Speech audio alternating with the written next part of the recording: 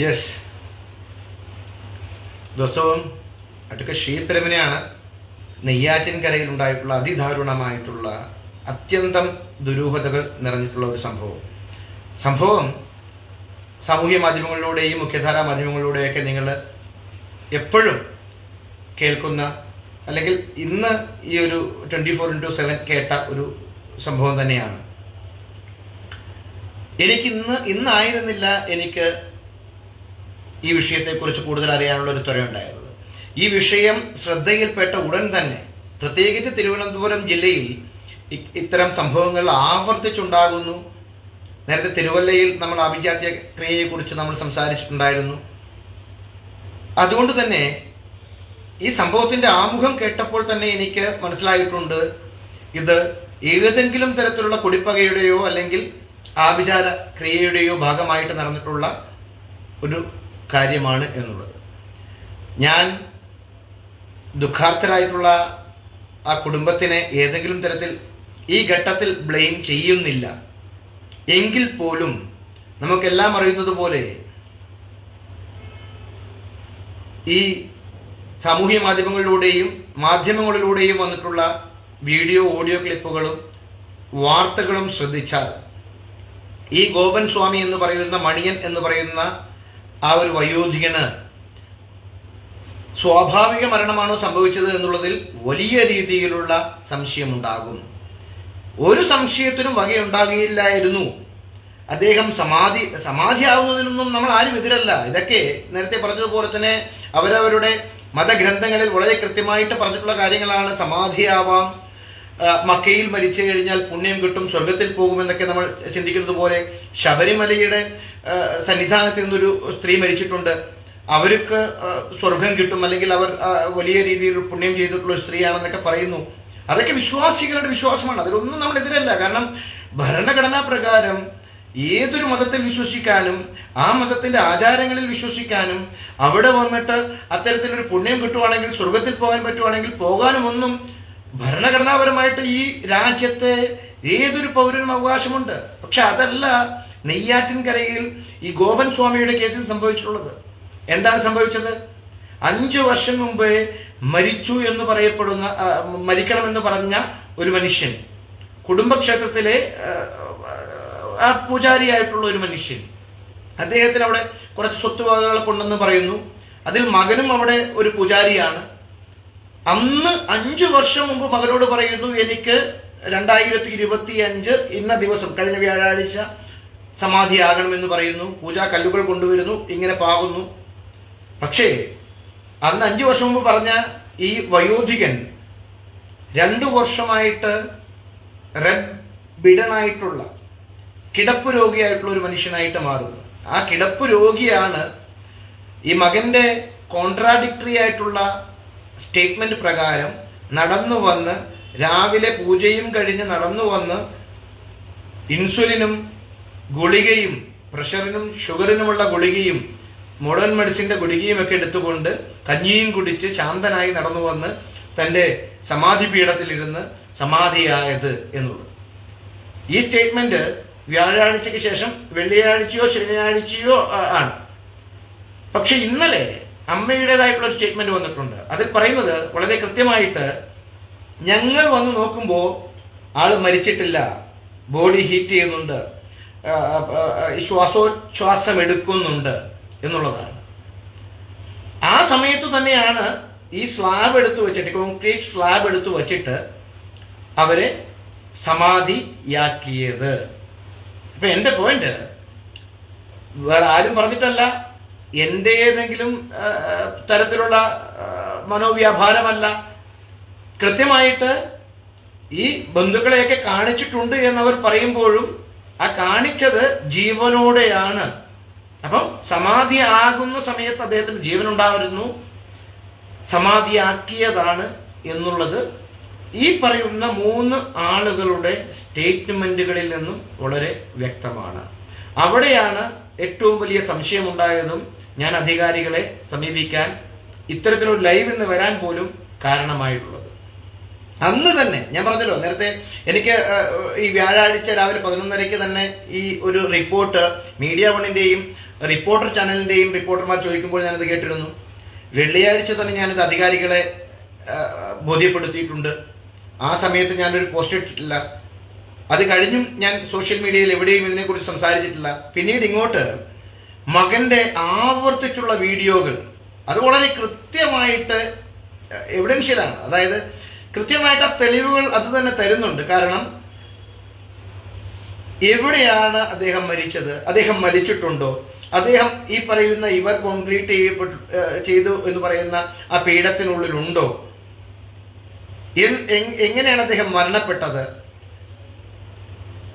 അല്ലെങ്കിൽ സമാധിയാകാൻ പോകുന്ന ഒരാള് എങ്ങനെയാണ് പ്രഷറിന്റെയും ഷുഗറിന്റെയും ഗുളിക കഴിച്ച് കഞ്ഞിയും കുടിച്ച് വളരെ ഉല്ലാസവാനായിട്ട് ഈ സമാധിയിലേക്ക് പോകുന്നത് എന്നുള്ളതൊന്നും എനിക്ക് മനസ്സിലാവുന്നില്ല. കാരണം ഇവർ പറയുന്ന അനുസരിച്ചാണെങ്കിൽ കൈലാസവും സ്വർഗവും ഒന്നും നമ്മൾ ശാസ്ത്രീയമായി എടുപ്പിച്ചിട്ടുള്ള ഇൻസുലിനോ അല്ലെങ്കിൽ ഏതെങ്കിലും പ്രഷറിന്റെ ഗുളികകളോ അല്ലെങ്കിൽ ഒന്നും കഴിക്കുന്ന ആളുകളല്ല.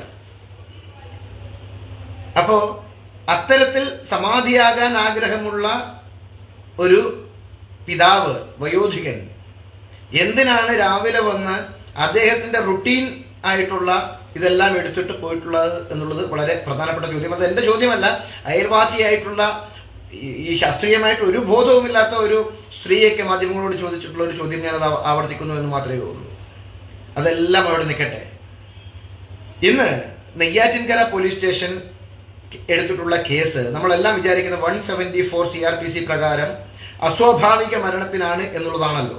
എന്നാൽ നെയ്യാറ്റിൻകര പോലീസ് സ്റ്റേഷനിൽ 80/2025 എന്ന പേരിൽ എടുത്തിട്ടുള്ള കേസ്, രജിസ്റ്റർ ചെയ്തിട്ടുള്ള FIR എന്ന് പറയുന്നത് അസ്വാഭാവിക മരണത്തിനല്ല, മാൻ മിസ്സിംഗ് ആണ്. 57 KP ആക്ട് ആണ്. അതായത് അയൽവാസിയായിട്ടുള്ള ഒരാൾ പറയുന്നു, ഈ പറയുന്ന കഴിഞ്ഞ വ്യാഴാഴ്ച മുതൽ 2 ദിവസങ്ങളായി ഞങ്ങളുടെ പ്രദേശത്ത് ഞങ്ങളുടെ അയൽവാസിയായി ജീവിക്കുന്ന ഒരാളെ കാണാനില്ല എന്ന് പറഞ്ഞിട്ട് എടുത്തൊരു കേസ് മാത്രമാണ്. അതിൽ കൃത്യമായിട്ട് FIRന്റെ ഡിസ്ക്രിപ്ഷനിൽ പറയുന്നുണ്ട്, അദ്ദേഹം സമാധിയായി എന്ന് പറഞ്ഞൊരു പോസ്റ്റർ ഞങ്ങൾ കാണാനിടയായി, പക്ഷേ അദ്ദേഹത്തെ കാണാനില്ല, അദ്ദേഹം മരിച്ചു എന്നോ അദ്ദേഹത്തിന്റെ ബോഡിയോ ഞങ്ങൾ ആരും കണ്ടിട്ടില്ല. അതൊരു മാൻ മിസ്സിംഗ് കേസായിട്ട് നെയ്യാറ്റിൻകര പോലീസ് സ്റ്റേഷനിൽ രജിസ്റ്റർ ചെയ്യപ്പെടുകയും ചെയ്തിട്ടുണ്ട്. പിന്നീടാണ് സമാധി പോസ്റ്റർ വരുന്നത്.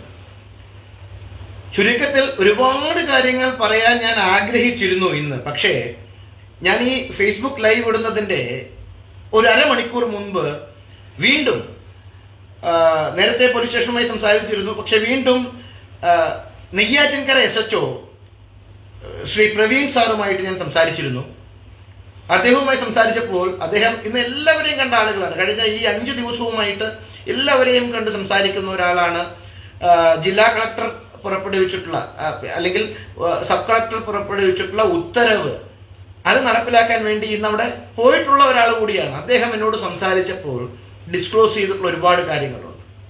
ഞാൻ അദ്ദേഹത്തോട് പറഞ്ഞത്, നാളെ സൂര്യൻ അസ്തമിക്കുന്ന സമയത്തിനു മുൻപ് ആ ബോഡി അവിടെ നിന്ന് എടുത്തുകൊണ്ട് പോസ്റ്റ്മോർട്ടത്തിന് അയക്കുക. പോസ്റ്റ്മോർട്ടം റിപ്പോർട്ട് കിട്ടിയതിന് ശേഷം എനിക്കും ഈ പറയുന്ന നാട്ടുകാർക്കും ഒക്കെ തോന്നിയ സ്വാഭാവികമായിട്ടുള്ള സംശയം, അത് വേറെ ആരും പറഞ്ഞുണ്ടാക്കിയതല്ല, ഈ പറയുന്ന പിതാവിന്റെ മക്കള്, ഈ പറയുന്ന ആരും രഹസ്യമായി ഈ സമാധി ചെയ്യണം എന്ന് പറഞ്ഞ് മക്കളും ആ കുടുംബവും ഉണ്ടാക്കിയിട്ടുള്ള ഒരു വലിയ സംശയം. ഈ മരണം ആരെയും അറിയിക്കാതെ, ഈ ഇദ്ദേഹത്തിന്റെ ബോഡി ആരെയും അറിയിക്കാതെ കാണിക്കാതെ ചെയ്തിട്ടുള്ള ഒരു സംസ്കാരം, അതിന്റെ ഒരു വിവരം പുറത്തു വരണമെന്ന് മാത്രമേ അന്നും ഇന്നും ഇപ്പോഴും ആഗ്രഹിക്കുന്നുള്ളൂ.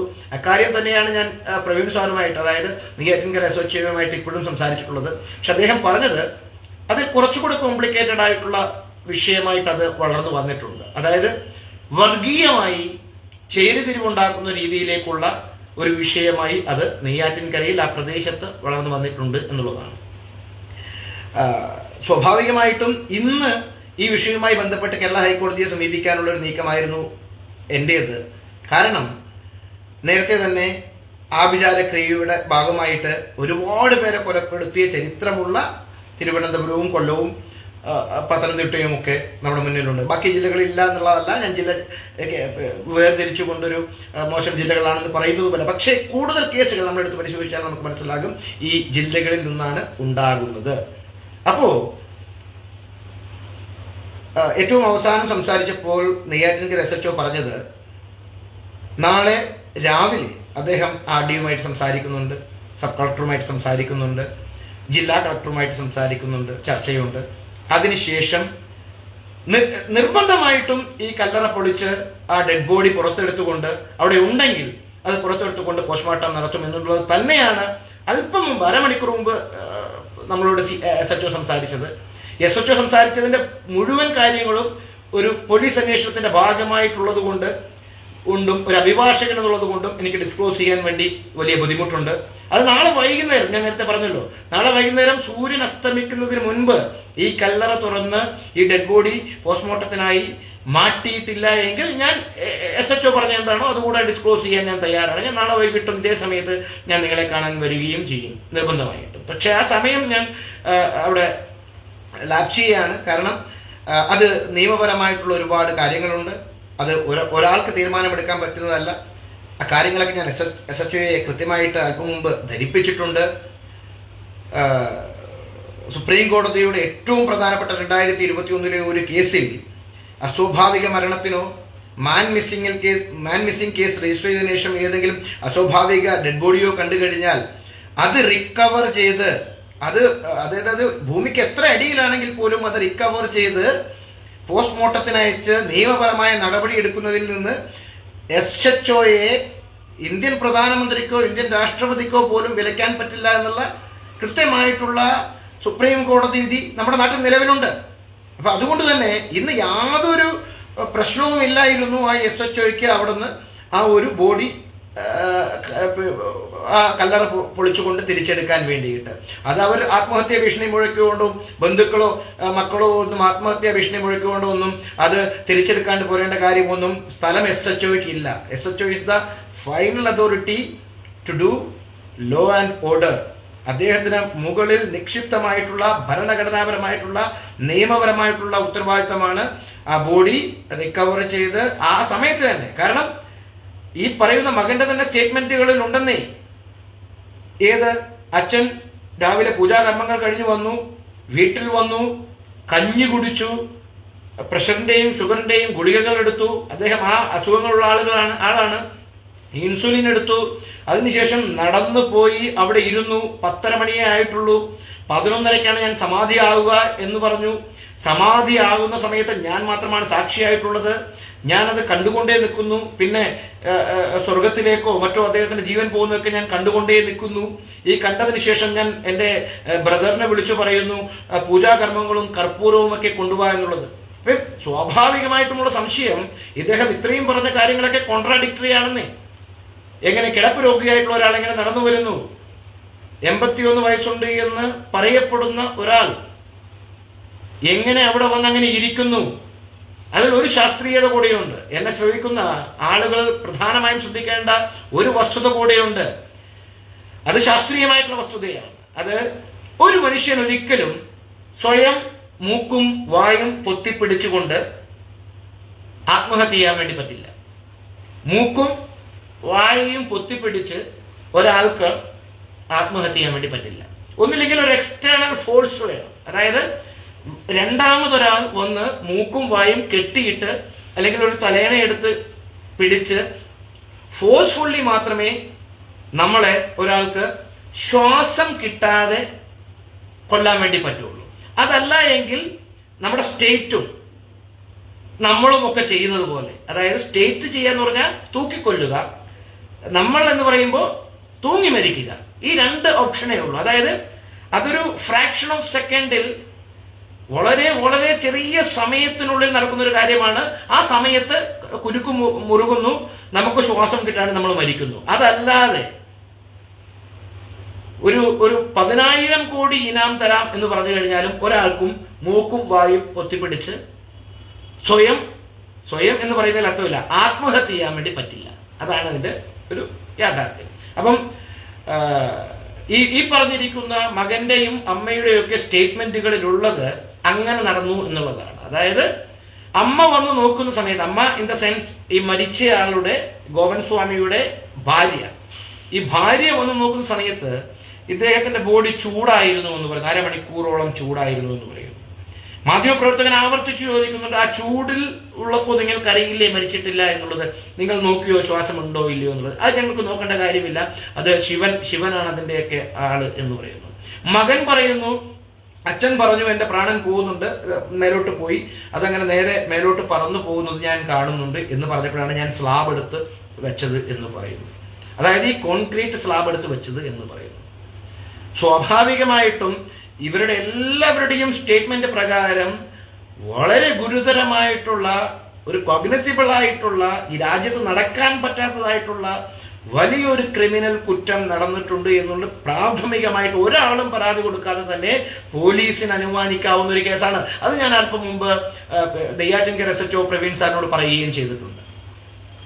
അപ്പൊ അതുകൊണ്ട് തന്നെയാണ് ബോഡി കാണാത്തത് കൊണ്ട് അവർ 57 KP ആക്ട് പ്രകാരം മാൻ മിസ്സിങ്ങിന് കേസെടുത്തിട്ടുള്ളത്. ബോഡി അവിടെ ഉണ്ടോ ഇല്ലയോ എന്നുള്ളത് അവർക്ക് ഇപ്പോഴും അറിയില്ല. ഞാൻ പറയട്ടെ, സമാധിയൊക്കെ നടക്കട്ടെ എന്നേ, സമാധി നടക്കട്ടെ, ഹിന്ദു ആചാരപ്രകാരം, ക്രിസ്ത്യൻ ആചാരപ്രകാരം ഏതെങ്കിലും രീതിയിൽ അങ്ങനെ പോകുന്ന ആളുകളെ അവർ ആ രീതിയിൽ സംസ്കരിക്കട്ടെ, മുസ്ലിം ആചാരപ്രകാരം അങ്ങനെയും സംസ്കരിക്കട്ടെ, ഇതിലൊന്നും നമ്മൾ ആരും എതിരല്ലെന്നേ. പക്ഷേ ഈ രാജ്യത്തൊരു നിയമം നിലവിലുണ്ട്. അതായത് എനിക്ക് മരിക്കണം എന്ന് തോന്നിയാൽ പോലും ആത്മഹത്യ ചെയ്യാൻ പറ്റാത്ത ഒരു നാടാണ്. സ്വയം ജീവൻ ഒടുക്കാൻ നിയമപരമായി പറ്റാത്തൊരു രാജ്യമാണ് നമ്മുടേത്. അതായത് ബ്രെയിൻ ഇഞ്ചുറി, ബ്രെയിൻ ഡെത്ത് നടന്നാൽ പോലും അയാളെ കൊല്ലാൻ വേണ്ടി പാടില്ല. എനിക്ക് മരിക്കണം, അതായത് ഒരിക്കലും രക്ഷപ്പെടില്ല എന്നുള്ള ഒരു രോഗവുമായിട്ടാണ് ഞാൻ ബെഡിൽ കിടക്കുന്നതെങ്കിൽ പോലും എനിക്ക് മരിക്കാൻ ഈ രാജ്യത്ത് നിയമപ്രകാരം അവകാശമില്ല. അത് കോടതി കണ്ട പരിഗണനയിലാണ്, സുപ്രീം കോടതിയുടെ പരിഗണനയിലാണ് ഇപ്പോഴും. അതല്ലേ മേഴ്സി കില്ലിംഗ്, ദയാവധം ഇന്നും നമ്മുടെ രാജ്യത്ത് നിയമവിധേയമല്ല.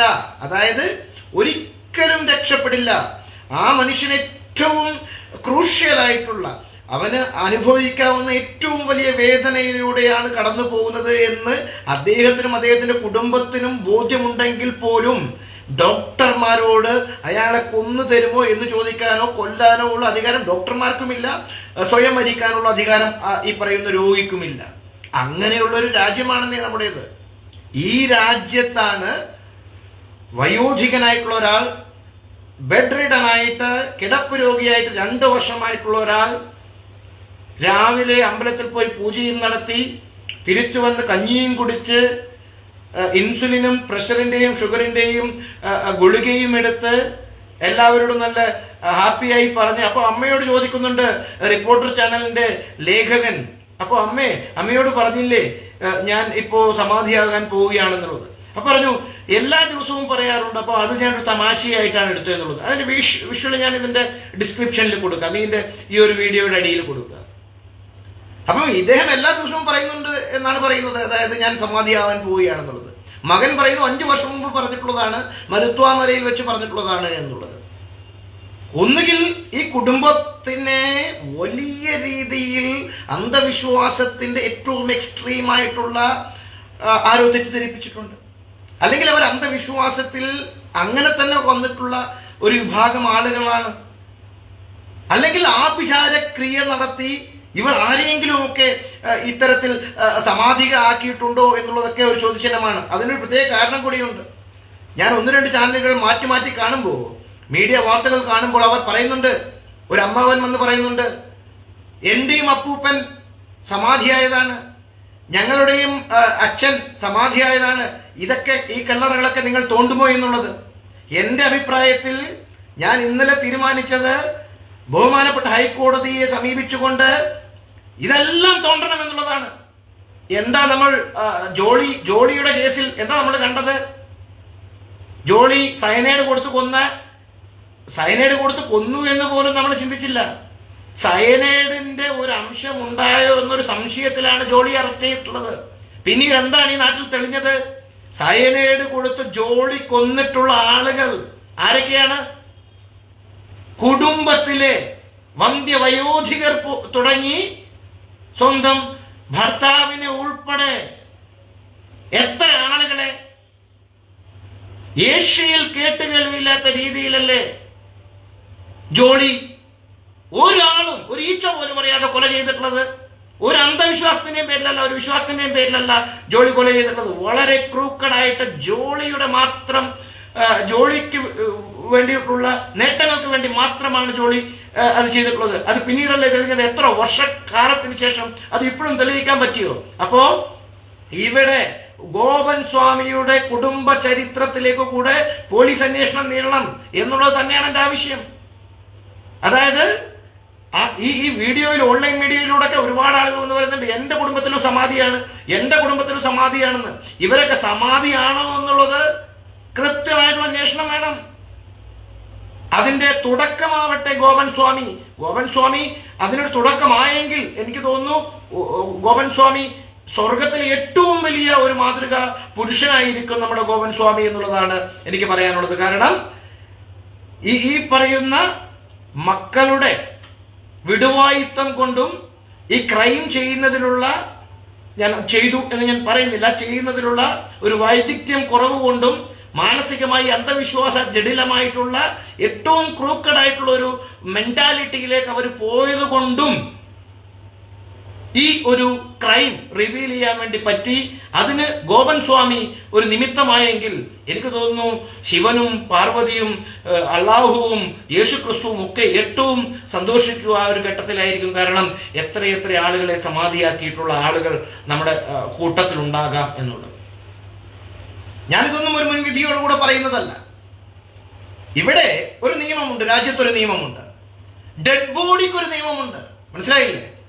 Even a dead body has fundamental rights as article 21 പ്രകാരമുള്ള ഫണ്ടമെന്റൽ റൈറ്റ് ഉണ്ട്.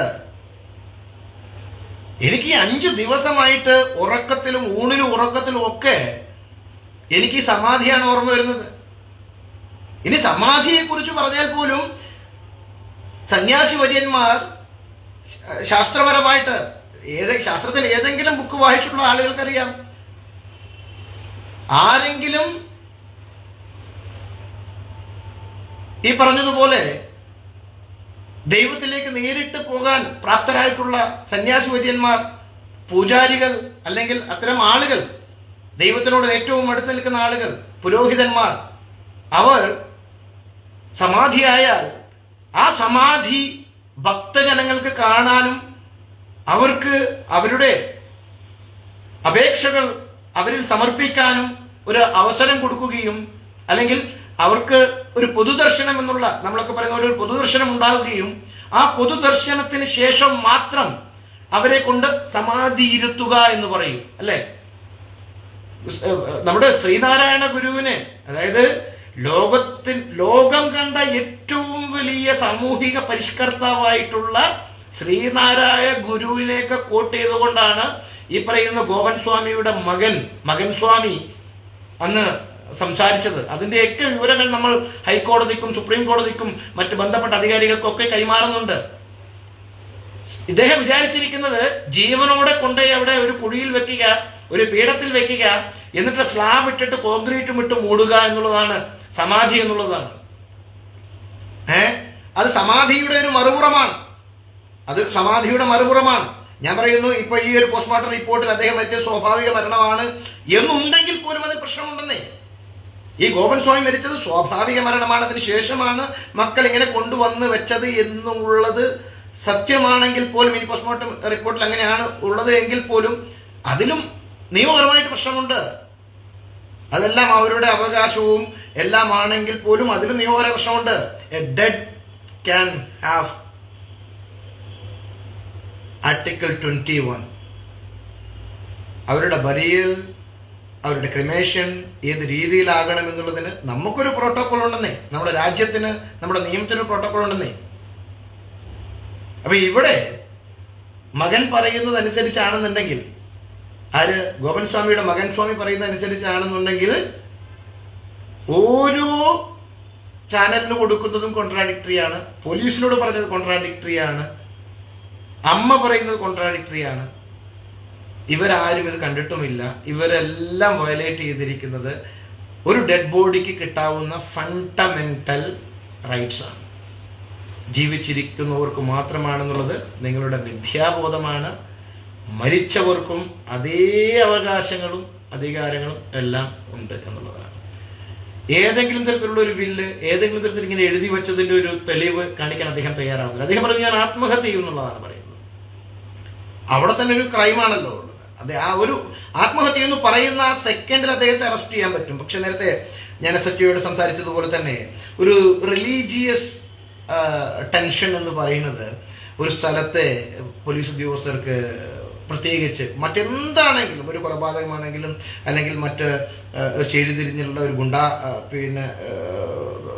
തല്ലാണെങ്കിലും ഒക്കെ അതിൽ വളരെ ആപ്റ്റായിട്ട് ആക്ട് ചെയ്യാൻ വേണ്ടിയിട്ട്, വളരെ ഫ്രീ ആയിട്ട് ആക്ട് ചെയ്യാൻ വേണ്ടിയിട്ട് പോലീസ് ഉദ്യോഗസ്ഥർക്ക് സാധിക്കും. പ്രത്യേകിച്ച് കേരളത്തിൽ ഇവിടെ ഏതെങ്കിലും തരത്തിൽ മതപരമായിട്ടുള്ള ഒരു വിഷയം എങ്ങനെയെങ്കിലും വന്നു കഴിഞ്ഞാൽ അവിടെ ഒരു അമ്പലപ്പറമ്പിലോ അല്ലെങ്കിൽ ഒരു പള്ളിപ്പറമ്പിലോ ഒക്കെയുള്ള പ്രശ്നം എന്ന് പറഞ്ഞു കഴിഞ്ഞാൽ പോലീസിന് ആക്ട് ചെയ്യാൻ പറ്റുന്നതിൽ ബുദ്ധിമുട്ടുണ്ട്. കാരണം അത്രയും വിജിലന്റ് ആണ് നമ്മുടെ രാജ്യത്തെ, നമ്മുടെ സംസ്ഥാനത്തെ മീഡിയ സംവിധാനങ്ങൾ, നമ്മുടെ രാജ്യത്തെ മനുഷ്യർ, നമ്മുടെ രാജ്യത്തെ സാധാരണക്കാരായിട്ടുള്ള ആളുകൾ. അതുകൊണ്ട് തന്നെയാണ് വളരെ വയസ്സായിട്ടുള്ള ഒരു തീരുമാനം എടുത്തത് എന്നുള്ളത് തന്നെയാണ്. ഞാൻ ഏകദേശം ഒരു 10-30 അരമണിക്കൂർ സമയം നെയ്യാറ്റിൻകര CAയുമായിട്ട് അല്പം മുമ്പ് സംസാരിച്ചു. അതുകൊണ്ട് തന്നെയാണ് ഞാൻ കൂടുതലായിട്ട് ഇൻഡെപ്ത് അവരുടെ ഒരു കാര്യത്തിലേക്ക് പോകാത്തത്. എന്നിരുന്നാലും നിയമമുണ്ടല്ലോ ഇവിടെ.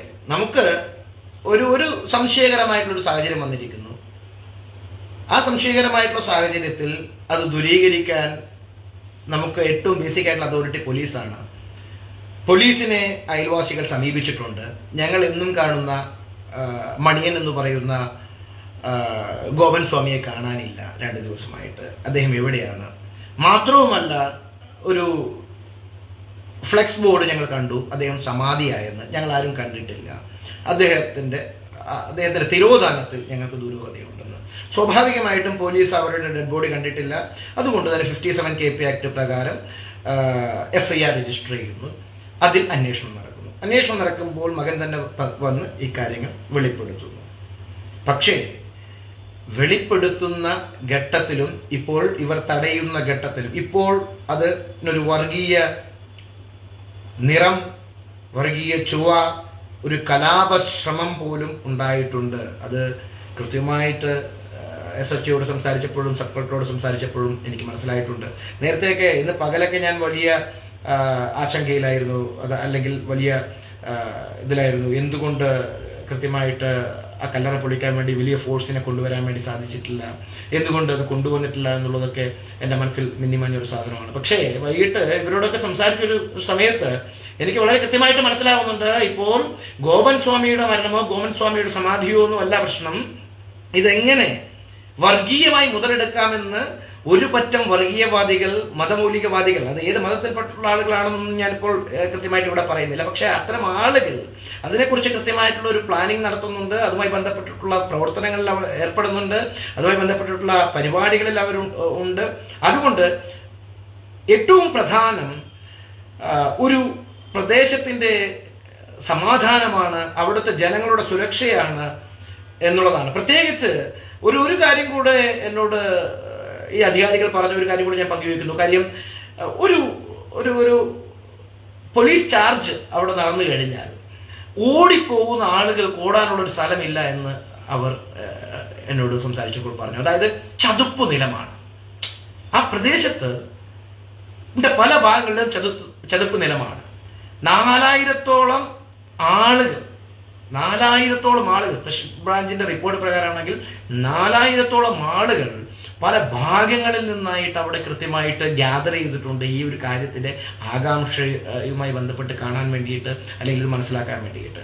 അതിനോടൊപ്പം തന്നെ ഈ 2 വിഭാഗങ്ങളായിട്ട് വേർതിരിഞ്ഞ 2 സംഘടനകളുടെ ആളുകളും മറ്റു ഭാഗങ്ങളിൽ നിൽപ്പുണ്ടായിരുന്നു. ഏതെങ്കിലും രീതിയിൽ ഇത് നിർബന്ധമായിട്ടും പൊളിക്കണം, അല്ലെങ്കിൽ ആ ജില്ലാ കളക്ടറുടെ ഉത്തരവ് പ്രകാരം പൊളിക്കുമായിരുന്നെങ്കിൽ അവിടെ ഒരു പോലീസ് ചാർജിന്റെ ആവശ്യമുണ്ടായിരുന്നു. ചാർജിന് ഉത്തരവ് കൊടുക്കാൻ SHOയ്ക്ക് സാധ്യമായിരുന്നു. അവിടെ സബ് കളക്ടർ ഉണ്ടായിരുന്നു. സബ് കളക്ടറുടെ ഉത്തരവോടുകൂടെ പോലീസിന് ചാർജ് ചെയ്യാമായിരുന്നു. പക്ഷേ ഈ അധികാരികൾ നേരിട്ട് എന്നോട് പറഞ്ഞൊരു കാര്യം, അങ്ങനെ ചാർജ് ചെയ്തിരുന്നെങ്കിൽ ആരൊക്കെ ഏതൊക്കെ ചതുപ്പിൽ വീഴുമായിരുന്നു എന്നുള്ളതിനെ കുറിച്ചൊരു വ്യക്തതയുമില്ലായിരുന്നു. ചതുപ്പ് നിലങ്ങളായിരുന്നു, വെള്ളക്കെട്ടുകൾ ഉണ്ടായിരുന്നു. ഒരു രീതിയിലും അവരെ രക്ഷിക്കാൻ പോലും സാധ്യമല്ലാതെ വലിയ ഒരു എന്താ പറയുക, നമ്മൾ അത്തരം വലിയൊരു അപകടത്തിലേക്ക് നമ്മൾ പോകുമായിരുന്നു. അതുകൊണ്ടാണ് സംയമനം പാലിക്കുന്നുള്ളത്. തീർച്ചയായിട്ടും ആ ഒരു കാര്യം മാനിക്കുന്നു. ഒരു സംശയവുമില്ല. നമുക്കിത് തെളിയിക്കാൻ പറ്റണം. അത് സീൽ ചെയ്തിട്ടുണ്ട്, അതിന് കാവലേർപ്പെടുത്തിയിട്ടുണ്ട്, അത് തെളിയിക്കാൻ പറ്റണം. പക്ഷേ വൈസായിട്ട്, വളരെ ബുദ്ധിപരമായിട്ട്, വളരെ വിവേകപൂർണമായിട്ട് കേരള പോലീസ് അത് ഡീൽ ചെയ്തു. ഒരുപക്ഷെ എനിക്ക് തോന്നുന്നു നമുക്ക് നേരത്തെ തിരുവനന്തപുരത്ത് പരിചിതമുള്ളതുപോലെ വെടിവെപ്പിലേക്ക് പോലും പോകേണ്ടി വരുന്ന സാഹചര്യം ഒരുപക്ഷെ ഉണ്ടായിരുന്നു എന്നുള്ളതാണ് ഇവരുടെയൊക്കെ വിശദീകരണത്തിൽ നിന്ന് എനിക്ക് മനസ്സിലാവുന്നത്. അതുകൊണ്ട് തന്നെയാണ് ഇന്ന് ഹൈക്കോടതിയെ സമീപിക്കേണ്ട എന്നുള്ള ഒരു തീരുമാനം ഞാൻ എടുത്തിട്ടുള്ളതും SHO ഞാൻ സംസാരിച്ചപ്പോൾ എന്നോട് പറഞ്ഞിട്ടുള്ളതും. പക്ഷെ ഏറ്റവും അവസാനം പ്രവീൺ സാർ എന്നോട് പറഞ്ഞത്, കോടതിയിൽ പോകുന്നത് ഞങ്ങൾക്ക് കുറച്ചുകൂടെ ഗുണകരമായിരിക്കും, പറ്റുമെന്നുള്ളതാണ്. അദ്ദേഹം നേരിട്ടല്ല പറഞ്ഞത്, ഇൻഡയറക്റ്റ്ലി അദ്ദേഹം പറഞ്ഞത്. വക്കീലെ, അങ്ങനെ നല്ലതാണ് കാര്യം. അവസാനം എല്ലാ ബ്ലെയിമും അവരുടെ മുകളിലേക്ക് വരാതിരിക്കാൻ എല്ലാ മിഷണറികളും ഉണർന്ന് പ്രവർത്തിക്കേണ്ടതുണ്ട്. എനിക്ക് തോന്നുന്നു ഒരു ADGPയുടെ നേതൃത്വത്തിലുള്ള ഒരു സംഘം പോലും, റിസർവ് ബറ്റാലിയൻ എന്നുള്ള ഒരു പോലീസ് സംഘത്തെ പോലും അവിടെ നിയോഗിക്കേണ്ട ആവശ്യമുണ്ട് ഈ പറയുന്ന SQ നടക്കുന്ന സമയത്ത്, അതായത് ഈ ബോഡി തിരിച്ചെടുക്കുന്ന സമയത്ത്. കാര്യം അത്ര കണ്ട് ഒരു റിലീജിയസ് ടെൻഷൻ അവിടെ നിലനിൽക്കുന്നുണ്ട് എന്നുള്ളതാണ് ഇവരുടെയൊക്കെ ഭാഷ്യത്തിൽ നിന്നും നമുക്ക് മനസ്സിലാവുന്നത്. ഞാൻ ദീർഘിപ്പിക്കുന്നില്ല. വളരെ പ്രിസൈസ്ഡ് ആയിട്ട് പറഞ്ഞു കഴിഞ്ഞാൽ വളരെ കൃത്യമാണ് കാര്യങ്ങൾ. ആഭിചാര ക്രിയകളും ഇത്തരത്തിലുള്ള എക്സ്ട്രീമായിട്ടുള്ള അന്ധവിശ്വാസത്തിന്റെ ഭാഗമായിട്ടുള്ള കൊലപാതകങ്ങളും നരബലികളും ഈ പറയുന്ന തൂക്ക്, എന്താണ് മറ്റേ ഈ ബോഡിയിലൊക്കെ ഇത് വിട്ട്, ഇതൊക്കെ നിരോധിച്ചതാണ്, നിയമം മൂലം നിരോധിച്ചതാണ്. ഇത് തൂക്കുന്നതും ഈ പറയുന്ന മൃഗങ്ങളെ ബലി കൊടുക്കുന്നതും എല്ലാം നമ്മുടെ സമൂഹത്തിൽ ഒളിഞ്ഞും തെളിഞ്ഞും ഒക്കെ നടക്കുന്നുണ്ട്. പ്രത്യേകിച്ച് ഞാൻ ഈ പറഞ്ഞ പോലെ തന്നെ നേരത്തെ തന്നെ പ്രൊഫസർ കുടുംബത്തെ കൊന്നത് ഒരു ഡോക്ടറായിട്ടുള്ള ഒരു മകനാണ്. എല്ലാവരെയും കൊന്നു ആഭിചാരക്രിയയുടെ ഭാഗമായിട്ടാണ്. അതുപോലെ തന്നെ പത്തനംതിട്ട തിരുവല്ലയിൽ നമ്മൾ ആ ഒരു കാര്യം കേട്ടു. തൊട്ടുപുറത്ത് കൊല്ലത്ത് വീണ്ടും കേട്ടു. വീണ്ടും തിരുവനന്തപുരത്ത് ആവർത്തിച്ച് കേട്ടു. ഇന്നിപ്പോ ഈ പറയുന്ന 3.5 കോടി വരുന്ന മലയാളികളെ വിഡ്ഢികളാക്കിക്കൊണ്ട്, അത് ഏത് മതത്തിൽപ്പെട്ടവനായിക്കോട്ടെ, വിഡ്ഢികളാക്കിക്കൊണ്ട് ഈ അമ്മയും 2 മക്കളും പറയുന്നത് കേട്ട് പിന്തിരിയാനൊന്നും പോലീസ് തയ്യാറാകരുത്. അതിനുള്ള കൃത്യമായിട്ടുള്ള നിയമ ഉപദേശം, നിയമകാര്യങ്ങൾ അറിയുന്നവരാണെന്നുള്ള രീതിയിലുള്ള കാര്യങ്ങളൊക്കെ ഞങ്ങൾ SHOയോടും സബ് കളക്ടറോടും ഒക്കെ ഞാൻ പറഞ്ഞിട്ടുണ്ട്. അതിനപ്പുറത്തേക്ക് പോകാൻ എന്നാൽ ഇപ്പോൾ റിലീജിയസ് ടെൻഷനൊക്കെ എനിക്ക് മനസ്സിലാകും, ഒരു സാമൂഹിക പ്രശ്നങ്ങൾ ഉണ്ടാകുമല്ലോ, ലോ ആൻഡ് ഓർഡറിന്റെ പ്രശ്നങ്ങളൊക്കെ മനസ്സിലാകും. അതിനപ്പുറത്തേക്ക് പോകാൻ വന്നാൽ, ഇപ്പൊ ഞാൻ SHOയോട് പറയാത്തൊരു കാര്യം കൂടെ നിങ്ങളോട് തുറന്നു പറയുക, അതിന് ഏത് രീതിയിലുള്ള പ്രശ്നങ്ങൾ നേരിട്ടാലും എനിക്ക് പ്രശ്നമില്ല. ആ കല്ലറ തുറക്കാൻ ഞാൻ തയ്യാറാണ്. എനിക്ക് പോലീസ് പ്രൊട്ടക്ഷൻ തരാൻ ഇവിടുത്തെ പോലീസ് തയ്യാറായാൽ, ബഹുമാനപ്പെട്ട ഹൈക്കോടതിയുടെ അനുമതിയോടുകൂടെ അത് തുറന്ന്, വേറൊന്നും ചെയ്യുന്നില്ലല്ലോ, അത് തുറക്കുന്നു, ആ ബോഡി എടുത്ത് മെഡിക്കൽ കോളേജിലേക്ക് മാറ്റുന്നു, അവിടുന്ന് പോസ്റ്റ്മോർട്ടം നടത്തുന്നു. പോസ്റ്റ്മോർട്ടം നടത്തി ഏതെങ്കിലും രീതിയിലുള്ള അസ്വാഭാവികമായിട്ടുള്ള ഒന്നും അതിൽ ഉണ്ടായിട്ടില്ല എന്നുള്ളതാണെന്നുണ്ടെങ്കിൽ നിരവാധിക മാപ്പ് പറഞ്ഞുകൊണ്ട് അവർക്ക് ഏതൊക്കെ രീതിയിൽ അവരെ സമാധി ഇരുത്താനുള്ള അവകാശം അവരുടെ സ്ഥലത്തുണ്ടോ അതിനൊക്കെ നമ്മൾ തയ്യാറാണ്. പക്ഷേ അവർ പുറം ലോകത്ത് വന്ന് പറഞ്ഞ കാര്യങ്ങളൊന്നും അരിഭക്ഷണം കഴിക്കുന്ന ആർക്കും ആ യുക്തി കൊണ്ട് അയവിറക്കാൻ പറ്റുന്നതല്ലാത്തത് കൊണ്ട് സ്വാഭാവികമായിട്ടും സമൂഹത്തിൽ നിന്ന് ചോദ്യങ്ങളുണ്ടാകും. ബന്ധുക്കൾ പോലും നിശബ്ദരായിരിക്കുന്നത് എന്താണെന്ന് എനിക്ക് മനസ്സിലാവുന്നില്ല. അതിനൊക്കെ അപ്പുറത്തേക്ക് ചില നിഗൂഢതകൾ കൂടിയുണ്ട്. അതായത് ആ അച്ഛൻ, ആ ഗോപൻ സ്വാമി അവിടെ നിന്ന് കരയുന്ന ശബ്ദങ്ങൾ കേൾക്കാറുണ്ടത്രേ. അവിടെ നിരന്തരം സംഘർഷങ്ങൾ ഉണ്ടാവാറുണ്ടത്രേ. ആ വീട്ടിൽ വലിയ പ്രശ്നങ്ങൾ ഉണ്ടാവാറുണ്ടത്രേ. അദ്ദേഹത്തിന് നടക്കാൻ പറ്റില്ല, അല്ലെങ്കിൽ എണീക്കാൻ പറ്റില്ല എന്ന് അറിയുന്നത് കൊണ്ട് മൂത്രവും മലവും ഒക്കെ ആ കിടക്കുന്നിടത്താണ് പോകുന്നത്. അതുകൊണ്ട് അത് കോരാൻ പറ്റില്ല എന്ന് മക്കളും ഈ പറയുന്ന ഭാര്യയും ഒക്കെ പറയുന്ന പ്രശ്നങ്ങളുണ്ട് അത്രേ. ഇതൊക്കെ പറയുന്ന അയൽവാസികളൊക്കെ കൃത്യമായി സ്റ്റേറ്റ്മെന്റ് കൊടുക്കാൻ തയ്യാറാണ്. നമ്മൾ പലപ്പോഴും ഒക്കെ കേട്ടിട്ടുണ്ട്. ഞാനൊക്കെ നിരവധിയായിട്ടുള്ള വിഷയങ്ങൾ ഇടപെട്ടിട്ടുള്ളതാണ്, നിങ്ങൾക്ക് തന്നെ അറിയാം. ഇത്തരത്തിൽ അമ്മയെ അടിച്ച് ചവിട്ടി കൊല്ലാൻ ശ്രമിക്കുന്ന മരുമക്കൾ, മക്കള്, അത് വീഡിയോ എടുക്കുന്ന മക്കൾ, എന്നിട്ട് സോഷ്യൽ മീഡിയയിൽ കൊണ്ടുവരുന്ന മക്കളൊക്കെ. അപ്പോ ഒരേ ഒരു കൺസേൺ ഇതേ ഉള്ളൂ, സമാധിക്കും എതിരല്ല, ഈ പറയുന്ന ഏതെങ്കിലും മത സമൂഹത്തിന്റെ ഏതെങ്കിലും ആചാരങ്ങൾക്കും നമ്മളെതിരല്ല. പക്ഷെ നാളെ അമ്മയെ കൊന്നിട്ട് അമ്മയെ പിന്നെ ചിതയിലേക്ക് ഇട്ടിട്ട് അമ്മയോട് ചാടാൻ നിർബന്ധിച്ചിട്ട് അത് സതിയാണ്, അത് ഞങ്ങളുടെ ആചാരമാണെന്ന് പറഞ്ഞു കഴിഞ്ഞാൽ അംഗീകരിച്ചു കൊടുക്കാൻ വേണ്ടി പറ്റില്ല. ഇപ്പോഴും ഞങ്ങളെപ്പോലുള്ള ആളുകളൊക്കെ പോരാടുന്ന പല അനാചാരങ്ങളുമുണ്ട്. അതൊന്നും നിയമപരമായിട്ട് കോടതി അംഗീകരിക്കാത്തത് കൊണ്ട് മാത്രമാണ്. മുത്തലാഖൊക്കെ നിങ്ങൾക്ക് അറിയാമല്ലോ, 3 പ്രാവശ്യം തലാഖ് ചൊല്ലിക്കഴിഞ്ഞാൽ, അത് വീഡിയോ കോളിലൂടെ അല്ലെങ്കിൽ ഓഡിയോ മെസ്സേജ് ആയിട്ട് തലാഖ് ചൊല്ലിക്കഴിഞ്ഞു കഴിഞ്ഞാൽ അത് നിന്റെ വിവാഹബന്ധം വേർപെട്ടു എന്നൊക്കെ പറയുന്ന ഘട്ടത്തിൽ അതിനോടൊക്കെ പോരാടിയ ആളുകളാണ് ഞങ്ങള്. മുത്തലാഖ് നിയമവിരുദ്ധമാണ് എന്ന് പറഞ്ഞിട്ടുള്ളതാണ്. ഖുർആനിലോ ഏതെങ്കിലും ഖുർആനിക് ഗ്രന്ഥങ്ങളിലോ ഇല്ലാത്ത ഒരു കാര്യം കാലങ്ങളായിട്ട് ഈ നാട്ടിലെ പെണ്ണുങ്ങൾ, സ്ത്രീകൾ അനുഭവിച്ചു വന്നിട്ടുള്ള ഒരു സാധനമാണ്. അതിന് അവസാനം കാണാൻ വേണ്ടിയിട്ട് പതിറ്റാണ്ടുകളായിട്ടുള്ള പോരാട്ടങ്ങൾ വേണ്ടി വന്നിട്ടുണ്ട്. സതി ഇല്ലാണ്ടാക്കാൻ പതിറ്റാണ്ടുകളായിട്ടുള്ള പോരാട്ടം വന്നിട്ടുണ്ട്. നരബലി ഇല്ലാണ്ടാക്കാൻ അത്രയും പോരാട്ടം വന്നിട്ടുണ്ട്. എന്നിട്ടും നരബലി നടന്നിട്ടില്ലേ? ഈ മൃഗങ്ങളെ ബലി കൊടുക്കരുതെന്ന് പറയാൻ വേണ്ടിയിട്ട് അത്രയും പോരാട്ടം വന്നിട്ടുണ്ട്. അപ്പോ നാളെ ഏതെങ്കിലും ഒരു അമ്മയെ, ഒരു സ്ത്രീയെ തീയിലേക്ക് തള്ളി വിട്ടിട്ട് അത് ഞങ്ങളുടെ ആചാരമാണ്, എന്നോട് അമ്മ പണ്ടേ പറഞ്ഞിട്ടുണ്ടായിരുന്നു, അച്ഛൻ മരിക്കുമ്പോൾ എന്നെ ആ പിന്നെ ചുടലിയിലേക്ക് തള്ളിയിടണം, അങ്ങനെ എനിക്ക് സ്വർഗത്തിൽ പോകണം, ശിവന്റെ അടുത്തേക്ക് പോകണം എന്ന് പറഞ്ഞിട്ടുണ്ടായിരുന്നു എന്ന് പറഞ്ഞു കഴിഞ്ഞാൽ നമ്മൾ അംഗീകരിക്കുമോ? അപ്പോ നിയമം മൂലം നമ്മുടെ രാജ്യത്ത് നിരോധിച്ചിട്ടുള്ള കാര്യങ്ങൾ ഇവിടെ ഏതെങ്കിലും രീതിയിൽ സംശയാത്മകമായിട്ടുള്ള രീതിയിൽ നടക്കുകയാണെങ്കിൽ അതിനെ ചോദ്യം ചെയ്യാൻ വേണ്ടിയിട്ട് ഒരു മതത്തിലെ ആളുകളും മടിച്ചു നിൽക്കണ്ടെന്നേ. നേരിട്ട് വന്നത് ചോദ്യം ചെയ്യാൻ നിങ്ങൾ തയ്യാറാകണം എന്നുള്ളത് തന്നെയാണ് എൻ്റെ ആവശ്യം. ഞാൻ പറഞ്ഞില്ലേ, ഏകദേശം 1 വർഷക്കാലം ഫേസ്ബുക്ക് ലൈവിലോ ഫേസ്ബുക്ക് വീഡിയോകളിലോ എവിടെയും വരാത്ത ഒരാളാണ് ഞാൻ. ഇന്നിങ്ങനെ വരണമെന്നും ഒട്ടും ആഗ്രഹിക്കാത്ത ഒരാളാണ് ഞാൻ. കാരണം എൻ്റെ വ്യക്തിപരമായിട്ടുള്ള പല കാര്യങ്ങളിലും പല തീരുമാനങ്ങളിലും ഉറച്ചു നിന്നിട്ടുള്ള ഒരാളാണ് ഞാൻ. പക്ഷേ കഴിഞ്ഞ 5 വർഷമായിട്ട് 5 ദിവസമായി, അതായത് വ്യാഴാഴ്ച 11:00 ഈ വിവരം പുറത്തു വരുമ്പോൾ അന്ന് മുതൽ വലിയ മാനസിക സംഘർഷത്തിലൂടെ പോയിട്ടുള്ള ഒരാളാണ് ഞാൻ. ഏറ്റവും ആദ്യം ഞാൻ നിങ്ങളോട് ആരോടുമല്ല പറഞ്ഞത്, എൻ്റെ അമ്മയെ വിളിച്ചിട്ടാണ് ഞാൻ പറഞ്ഞത്. അമ്മേ, ഒരു വാർത്ത കണ്ടോ? അപ്പൊ അമ്മ ചോദിച്ചു, എന്താ? ഞാൻ കണ്ടില്ല. അപ്പോൾ റിപ്പോർട്ടർ ചാനലിന്റെ ആണെന്ന് എനിക്ക് തോന്നുന്നു, ആ ഒരു വാർത്ത മാത്രമേ വന്നിട്ടുള്ളൂ. അപ്പൊ ഞാൻ പറഞ്ഞു, ഇങ്ങനെ ഒരു വാർത്ത കാണുക. അപ്പൊ ഞാൻ അമ്മയ്ക്ക് അയച്ചു കൊടുത്തു, ഇതെന്താണ് സംഭവം എന്നുള്ളത്.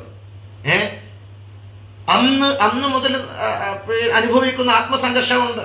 ഒരു മനുഷ്യൻ ജീവിച്ചിരിക്കുമ്പോൾ നടക്കാൻ പോലും പറ്റാത്ത ഒരാളെ എവിടെയും കൊണ്ടുപോയി വെച്ചിട്ട്, ഞാൻ നേരത്തെ പറഞ്ഞ പോലെ ഒരു കോൺക്രീറ്റ് ഇട്ട് മൂടുക എന്നൊക്കെ പറയുന്നത് എന്റെ നാട്ടിലല്ലേ, എന്റെ കേരളത്തിലല്ലേ? ഞാൻ പറഞ്ഞിട്ട് അത്രയും രാജ്യങ്ങളിൽ സന്ദർശിക്കുന്ന ഉത്തരേന്ത്യയിൽ ജീവിക്കുന്ന ഒരാളാണ് ഞാൻ.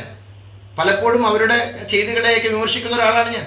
അപ്പോ എന്റെ നാട്ടിലാണ് സംഭവിക്കുന്നത് എന്നുള്ളത് സ്വാഭാവികമായിട്ടും എന്റെ നാട്ടിനെ കണ്ണടച്ചിട്ട് എനിക്ക് മുന്നോട്ട് പോകാൻ വേണ്ടി പറ്റില്ല. എന്ന് മാത്രമല്ല, എന്താണെന്ന് ഈ സംഭവിക്കുന്നത്?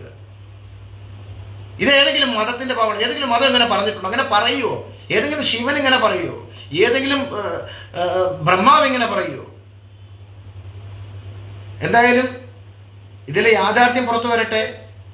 കൂടുതൽ കാര്യങ്ങൾ ഞാൻ നേരത്തെ പറഞ്ഞ പോലെ തന്നെ പ്രവീൺ സാറുമായിട്ട്, അവിടുത്തെ നെയ്യാറ്റിൻകര SHOയുമായിട്ട് സംസാരിച്ച് കൂടുതൽ കാര്യങ്ങൾ ഞാൻ പുറത്തുവിടുന്നില്ല. കാരണം അതൊരു കേസന്വേഷണത്തിന്റെ ഭാഗമായിട്ടുള്ള ഒരാളാണ്. സ്വാഭാവികമായിട്ടും ഒരു അഭിഭാഷകൻ എന്നുള്ള രീതിയിൽ ഞങ്ങൾ വളരെ പേഴ്സണലായിട്ട് സംസാരിച്ച ഒരു കാര്യമാണ്, പുറത്തുവിടുന്നില്ല. സബ് കളക്ടറുമായിട്ടും സംസാരിച്ചതും പുറത്തുവിടുന്നില്ല. പക്ഷേ ഒരു ലേമൻ, ഒരു സാധാരണ മനുഷ്യൻ എന്നുള്ള രീതിയിൽ സംസാരിച്ചതാണ് ഇത്രയും കാലം, ഇത്രയും നേരം, ഇത്രയും കാലവും അങ്ങനെ തന്നെയാണ് സംസാരിച്ചിട്ടുള്ളത്. അപ്പോ നിങ്ങൾ ഹിന്ദുവോ മുസ്ലിമോ പാഴ്സിയോ ജർമ്മനോ ഒന്നും നോക്കണ്ട. ഇവിടെ നടന്നിട്ടുള്ളത് എന്താണെന്നുള്ളത് മാത്രം നോക്കിയാൽ മതി. നാളെ നമ്മുടെ ഒരു കുടുംബത്തിലാണ് ഏതെങ്കിലും വിശ്വാസത്തിന്റെ പേരിൽ ഇങ്ങനെ സംഭവിച്ചിട്ടുള്ളത് എന്നുള്ളെങ്കിൽ എന്താണ് സംഭവിക്കുക എന്ന് ചോദിച്ചാൽ മതി. ഇതിന് പുറകിലൊക്കെ ഒരുപാട് കാര്യങ്ങൾ വരും ദിവസങ്ങളിൽ മലയാളി അറിയും. എന്തായാലും ഇത്രയധികം മീഡിയ വിജിലൻസ് ഉള്ള, മീഡിയ ഇന്റർവെൻഷൻസ് ഉള്ള, മീഡിയ ഇൻവെസ്റ്റിഗേഷൻസ് ഉള്ള ഒരു നാട് ഈ ഭൂമി മലയാളത്തിൽ ഇല്ല എന്നുള്ളത് ഒരു നഗ്നമായിട്ടുള്ള സത്യമാണ്. അതൊരു പരിധിവരെ നമ്മളെ ഇത്തരം കാര്യങ്ങളിൽ നിന്ന് പിന്തിരിപ്പിക്കുന്നതുമുണ്ട്. കാരണം ഇന്ന് അവർ എത്ര അഗ്രസീവായിരുന്നു ആ അമ്മയും മക്കളും ഒക്കെ ഈ മീഡിയയുടെ മുമ്പിൽ എന്നുള്ളത് നമ്മളത് കണ്ടിട്ടുണ്ട്. കാരണം അമ്മ കൂടുതൽ സംസാരിക്കുമ്പോൾ ആ മകൻ തടയുന്നുണ്ട്. കാരണം നാളെ ഇതൊരു എവിഡൻസ് ആയിട്ട് വരരുത്, നാളെ ഇതൊരു തെളിവായിട്ട് വരരുത്, കാരണം ഇതെങ്ങനെയാണ് മരണപ്പെട്ടതെന്നുള്ളത്. ഞാനൊന്നും മുൻവിധിയോടുകൂടെ പറയുന്നതല്ല, എങ്കിൽ പോലും ഈ കാര്യങ്ങളിൽ ഒരു വ്യക്തത വരണം. ഇതൊരു ആഭിചാരക്രിയയുടെ ഭാഗമായിട്ടാണോ, ദുർമന്ത്രവാദത്തിന്റെ ഭാഗമായിട്ടാണോ, ഇതൊരു കൊലപാതകമാണോ, ഇതൊരു നരബലിയാണോ, ജീവനോടെയാണോ?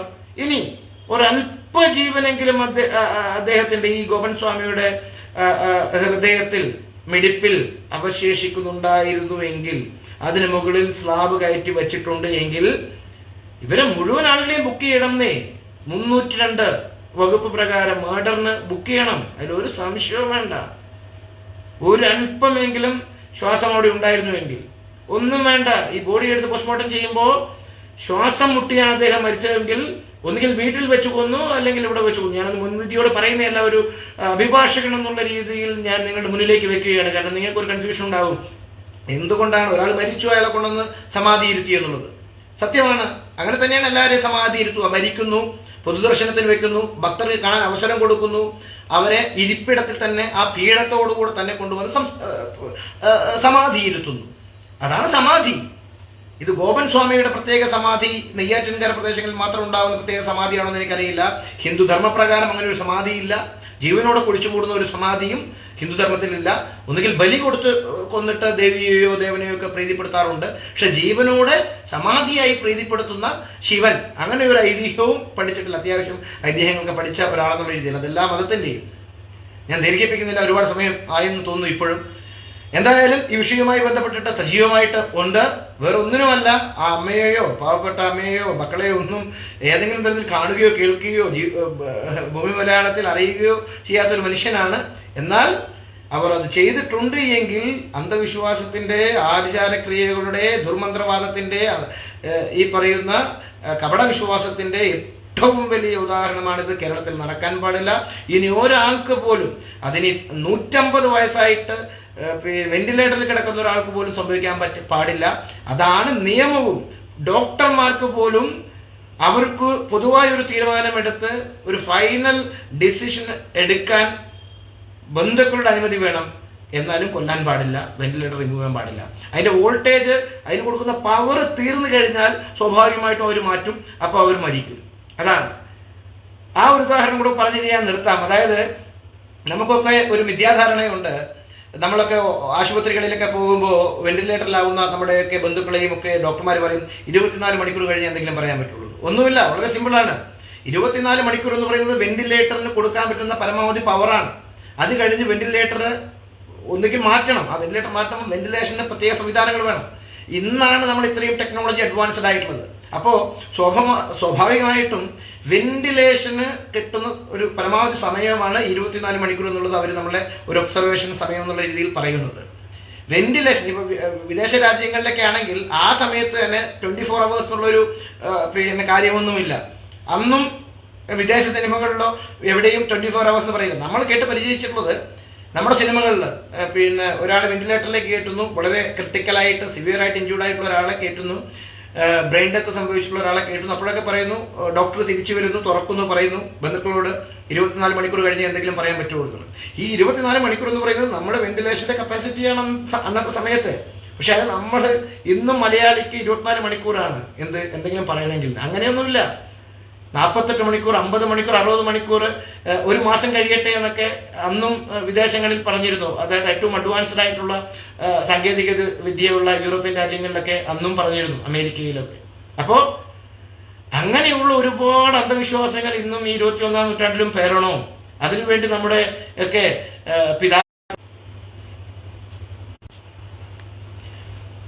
പൂർവികരെയൊക്കെ ബലി കൊടുക്കണോ എന്ന് നമ്മൾ ഒന്നുകൂടെ ചിന്തിച്ചാൽ മതി. അപ്പോ കാര്യം വളരെ സിമ്പിളാണ്. ഇതിലെ ഒരു വസ്തുത നമുക്കറിയണം. എന്താണ് സംഭവിച്ചത് എന്നുള്ളത്. അതിനു മുമ്പ് അവർ കുറ്റവാളികളാണെന്നോ അവർ ശിക്ഷിക്കപ്പെടണമെന്നോ ഒരു മുൻവിധിയും നമുക്കില്ല. ഇത്തരത്തിലുള്ള ആഭിജാത്യക്രിയയോ ഇത്തരത്തിലുള്ള കാര്യങ്ങളോ ഇത്തരത്തിലുള്ള കൊലപാതകങ്ങളോ നരബലിയോ പ്രബുദ്ധ കേരളത്തിൽ നടക്കുന്നുണ്ടോ എന്നുള്ളതാണ്. കേരളത്തിൽ എന്നുള്ള എവിടെയാണെങ്കിലും നമ്മൾ ഇടപെടും. പക്ഷേ എങ്കിൽ പോലും നമ്മുടെ കാര്യം ചുവട്ടിൽ ഇറക്കിയുണ്ടോ അതിനുശേഷമാണോ ഞെളിഞ്ഞു എന്നിട്ട് നമ്മൾ പറയുന്നത് കേരളം എങ്ങനെയാണ് എന്നുള്ളതൊക്കെ കുറച്ച് ബുദ്ധിമുട്ടുള്ള കാര്യമാണ് ഞങ്ങളെപ്പോലുള്ള ആളുകൾക്ക് എന്നുള്ളത് കൊണ്ടാണ് ഇന്ന് ഈ വൈകിയ വേളയിലും ഇത്രയധികം സംസാരിക്കാൻ ഇത്രയും ഈ അടുത്ത കാലത്തൊന്നും ലൈവിൽ വരരുത് അല്ലെങ്കിൽ നിങ്ങളോട് ഈ രീതിയിൽ സംസാരിക്കണമെന്നും വിചാരിച്ചിട്ടുള്ള ഒരാളല്ല. അതുകൊണ്ടാണ് ഇത്രയും പറഞ്ഞത്. എന്തായാലും നാളെ നമ്മുടെ SHO Neyyattinkara SHO Praveen sir പറഞ്ഞതുപോലെ നാളെ നമുക്ക് നോക്കാം എന്താണ് അവർ തമ്മിലുള്ള ചർച്ചകൾ നടക്കുന്നത് എന്നുള്ളത്. നാളെ വൈകുന്നേരം വരെ ഞാനൊന്ന് കാത്തിരിക്കുന്നുണ്ട് എന്താണ് പുതിയ നീക്കങ്ങൾ എന്നുള്ളത്. മറ്റന്നാൾ എന്തായാലും ഇതിലൊരു തീരുമാനം ഉണ്ടായിട്ടില്ലെങ്കിൽ മറ്റന്നാൾ ബഹുമാനപ്പെട്ട ഹൈക്കോടതിയിൽ പൊതു താൽപര്യ ഹർജി ഫയൽ ചെയ്യും. അത് ഈ ഒരു വിഷയത്തെ മാത്രം മുൻനിർത്തിയല്ല, പക്ഷേ ഈ വിഷയത്തെ പ്രത്യേകിച്ച് ഞാൻ മുൻനിർത്തും. കാരണം ഈ വിഷയം അത്ര കണ്ട് മലയാളികളെ മനുഷ്യരെ വിഡ്ഢികളാക്കുന്ന ചർച്ചകളും വീഡിയോകളും ഒക്കെയാണ് അവിടെ നിന്ന് വരുന്നത്, ഗ്രൗണ്ട് സീറോയിൽ നിന്ന് വരുന്നത്.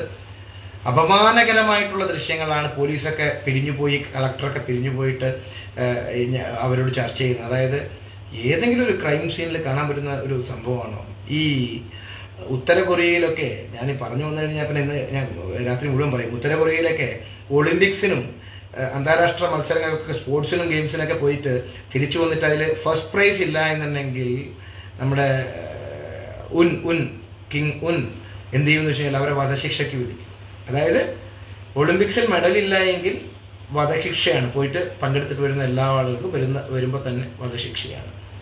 അപ്പം അത്തരം രാജ്യങ്ങളൊക്കെ നമ്മുടെ നാട്ടിലുണ്ടെന്നേ. ഇപ്പം ചാട്ടവാറടി ഒക്കെ ഉള്ള രാജ്യങ്ങളുണ്ടെന്നേ.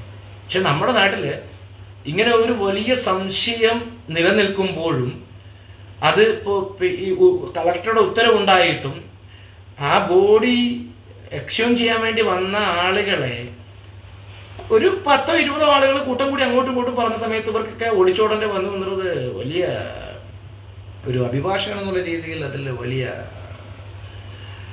ദുഃഖം തോന്നുന്നു. കാര്യം ഞാൻ വേറെ എന്തെങ്കിലും ഒരു പരിപാടി, ഒരു എഞ്ചിനീയറോ അല്ലെങ്കിൽ ഡോക്ടറോ ഒക്കെ ആണെന്നുണ്ടെങ്കിൽ എനിക്ക് ഇത്ര കണ്ട അതിലൊരു ആത്മരോഷമോ അല്ലെങ്കിൽ ഒരു സങ്കടമോ ഉണ്ടാവില്ല. പക്ഷേ ഈ ഒരു അഭിഭാഷകൻ എന്നുള്ള രീതിയിൽ, ഈ സംവിധാനത്തിൻ്റെ ഏറ്റവും അടുത്ത ഒരാളെന്നുള്ള രീതിയിൽ, കോർട്ട് ഓഫീസർ എന്നുള്ള രീതിയിൽ ഞങ്ങൾക്ക് ഇത് കാണുന്ന സമയത്ത് വലിയ ദുഃഖം തോന്നുന്നു. കാരണം 10-20 ആളുകൾ അങ്ങോട്ടും ഇങ്ങോട്ടും സംഘടിച്ചിട്ട് ഇത് മറ്റേ സന്ദേശം സിനിമ പറഞ്ഞാൽ ഞങ്ങളുടെ ബോഡിയാണെന്ന് പറയുന്ന ഒരു സാഹചര്യം ഉണ്ടാവുകയും തിരുവനന്തപുരം നമ്മുടെ സംസ്ഥാനത്തിന്റെ തലസ്ഥാനമാണ്. ആ തിരുവനന്തപുരത്ത് നിന്ന് സബ് കളക്ടർക്കും പോലീസിനും CIക്കും DYSPക്കും ഒക്കെ ഒളിച്ചോടി വന്ന് അവരോട് ചർച്ച ചെയ്യേണ്ട അത് ജനാധിപത്യപരമാണ് എന്ന്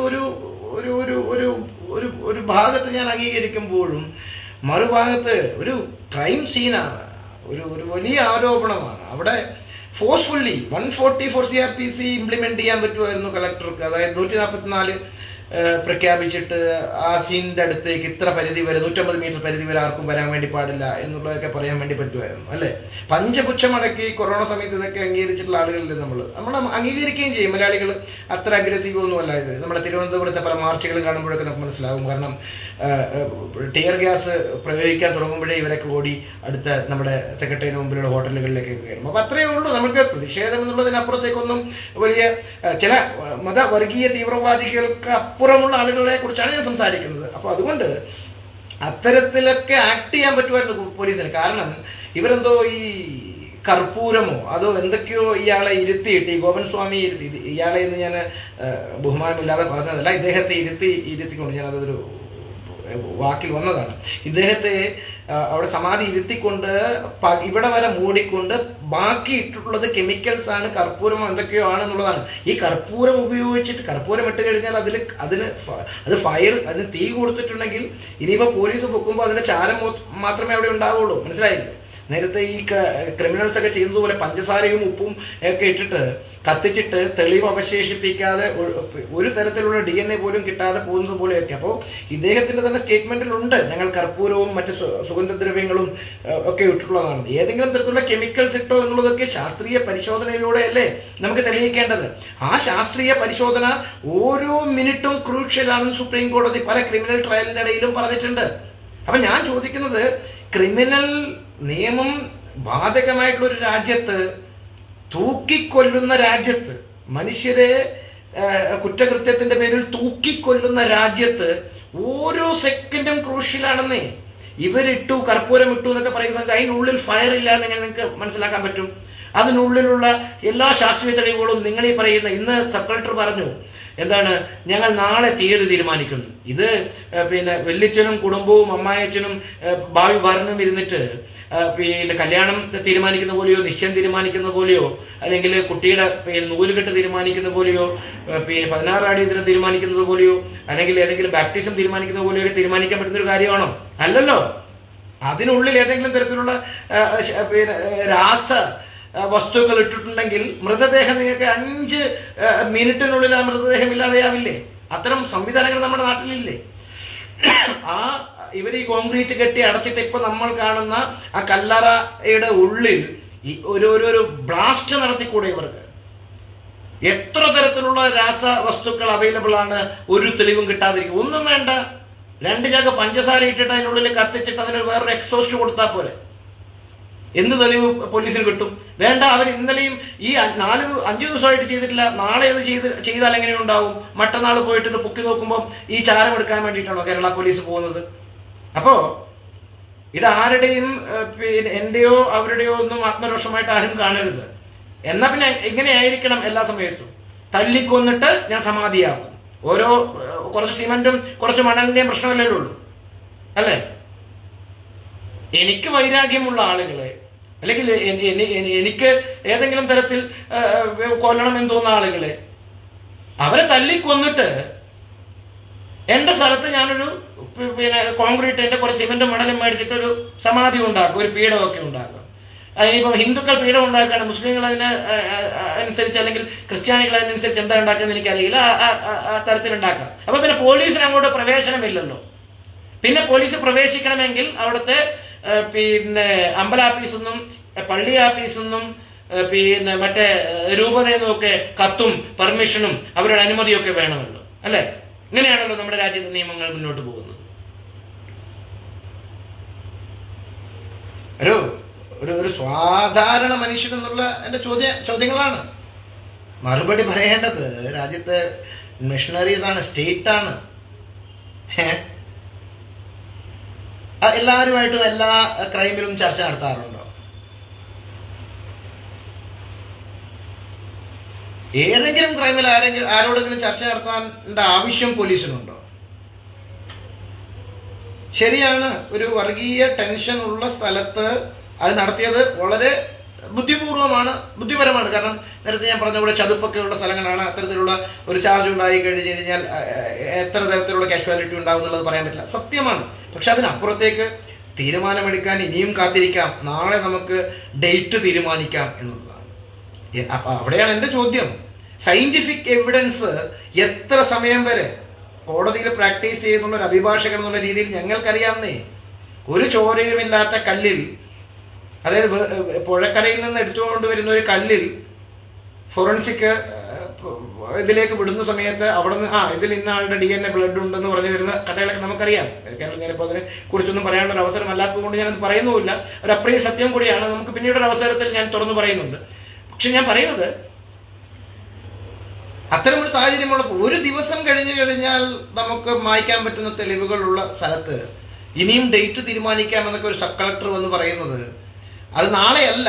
നാളെ നമ്മളൊരു ഡേറ്റ് തീരുമാനിക്കാം. കാരണം ആരോടും കൂടെ ആലോചിച്ച് വേണമല്ലോ തീരുമാനിക്കാൻ. പന്തൽ വേണം, മൈക്ക് വേണം, പിന്നെ കസേരകൾ വേണം, ബിരിയാണി ആര് വെക്കുന്നുള്ളത് വേണം. ഇതൊക്കെ തീരുമാനിച്ചതിന് ശേഷമാണല്ലോ ഇത് തീരുമാനിക്കേണ്ടത്, അല്ലേ? എന്തായാലും വളരെ വളരെ മാന്യമായിട്ടും ഏറ്റവും സത്യസന്ധമായിട്ടും വ്യക്തമായിട്ടും കാര്യങ്ങൾ അല്പം മുമ്പ് SHOനോട് സംസാരിച്ചത് കൊണ്ട് തന്നെ കൂടുതൽ അതിനുള്ളിലേക്ക് ഞാൻ ചെകഞ്ഞ് കയറുന്നില്ല. എന്നാൽ പോലും നാളെ വൈകുന്നേരത്തിനുള്ളിൽ ഈ കാര്യത്തിലൊരു വ്യക്തമായ തീരുമാനം വേണം. അത് മറ്റന്നാൾ എന്നുള്ളൊരു ദിവസം കഴിഞ്ഞ് പോകരുത്. ഇനി നാളെ വൈകിട്ട് വേറെ ആരെയും കിട്ടിയിട്ടില്ല എങ്കിൽ പെരുമന അത് പൊളിക്കാൻ തയ്യാറാണ്. With police protection and with court order according to the law അതിന് തയ്യാറാണ് എന്നുള്ളത് മാത്രം ഞാൻ ഈ ഘട്ടത്തിൽ അറിയിക്കുന്നു. ഇത്രയും നേരം എന്നെ കേട്ട എല്ലാവർക്കും നമസ്കാരം. ഇതെല്ലാം നാളെ നമ്മളുടെ കുടുംബത്തിലും വരാനിരിക്കുന്ന സാധനമാണ്. എല്ലാവർക്കും പ്രായമാകും, എല്ലാവർക്കും വയസ്സാകും, എല്ലാവർക്കും സ്വത്തുക്കളൊക്കെ ഉണ്ട്. അപ്പം എല്ലാവരും സൂക്ഷിക്കുക. കാര്യം എന്താണ്, എണീറ്റ് നടക്കാൻ പറ്റുമ്പോഴും നമുക്ക് സംസാരിക്കാൻ പറ്റുമ്പോഴൊക്കെ ഇങ്ങനെയുള്ളൂ. അത് കഴിഞ്ഞാൽ നമ്മളൊക്കെ ഈ പറയുന്ന സമാധിയും പിന്നെന്താണ് ആഭിജാത്യത്തിൻ്റെ ഒക്കെ ഭാഗമാകും. നേരിട്ട് കൊല്ലാൻ പറ്റാത്ത ഒരു വലിയ സാഹചര്യം, ആത്മഹത്യ ചെയ്യാൻ പറ്റുന്ന ഒരു സാഹചര്യം നമ്മുടെ രാജ്യത്തുണ്ട്. അതുകൊണ്ട് തന്നെ ഇത്തരം കാര്യങ്ങളിലൂടെ പോകാൻ പറ്റുള്ളൂ. അത് കുറച്ചുകൂടെ റിലീജിയസ് ആണെന്ന് അറിഞ്ഞു കഴിഞ്ഞാൽ, വർഗീയമാണെന്ന് അറിഞ്ഞു കഴിഞ്ഞാൽ ഇപ്പോഴത്തെ സംഘടന പോലീസ് നോക്കുകൂത്തിയാകും. പോയത് പോയി, മരിച്ചത് നമ്മൾ, മരിക്കുന്നത് നമ്മൾ. അതിനു മുമ്പ് ഈ നല്ല പ്രായത്തിൽ എന്നെ കേൾക്കുന്ന ആളുകളൊക്കെ ഉണ്ടെങ്കിൽ, അത് ഏത് മതവും ജാതിയും ആണെങ്കിൽ പോലും ഒന്ന് സൂക്ഷിച്ചോ. പിന്നെ ഒരു കുപ്പായം ഞാനും നിങ്ങളും ഒക്കെ തയ്പ്പിച്ച് വെക്കുന്നത് വളരെ നന്നായിരിക്കും. എന്തായാലും ഈ വിഷയത്തിൽ വിട്ടുകൊടുക്കാൻ ഞാൻ തയ്യാറല്ല. നാളെ SHO ആയിട്ട് വീണ്ടും സംസാരിക്കുന്നുണ്ട്, കളക്ടറുമായിട്ട് സംസാരിക്കുന്നുണ്ട്. നാളെ വൈകുന്നേരത്തിനുള്ളിൽ ഒരു തീരുമാനം ഉണ്ടാകണം. ഇത് കല്യാണക്കുറിയല്ല, എന്താണ് പിന്നെ നൂലുകെട്ടല്ല. ഇതിൽ ഏതെങ്കിലും ഒരു തെളിവ് നശിപ്പിക്കപ്പെടുന്നതിന് മുമ്പ് തന്നെ ഇതിനൊരു തീരുമാനം ഉണ്ടാവണം. ഇനി ഇതിലൊന്നുമല്ല, അതൊരു സാധാരണ മരണമാണ്. സാധാരണ മരിച്ചതിന് ശേഷം കൊണ്ട് സമാധി ഇരുത്തിയതാണെന്നുണ്ടെങ്കിൽ അവർക്ക് പരാതിയില്ല എന്നുണ്ടെങ്കിൽ, ബന്ധുക്കൾക്ക് പരാതിയില്ലാണെങ്കിൽ എനിക്ക് ഒരു പരാതിയില്ല. നിരുപാധികം ഈ പറയുന്ന കുടുംബത്തോട് മാപ്പ് പറയാനും ഞാൻ തയ്യാറാണ്. എന്നാൽ പോലും ഈ ഒരു സന്ദേശം നിലനിൽക്കും എന്നുള്ളതാണ് അതിൻ്റെ ഒരു വസ്തുത. താങ്ക് യു സോ മച്ച് ഇത്രയും സമയം എന്നെ കേട്ടത്.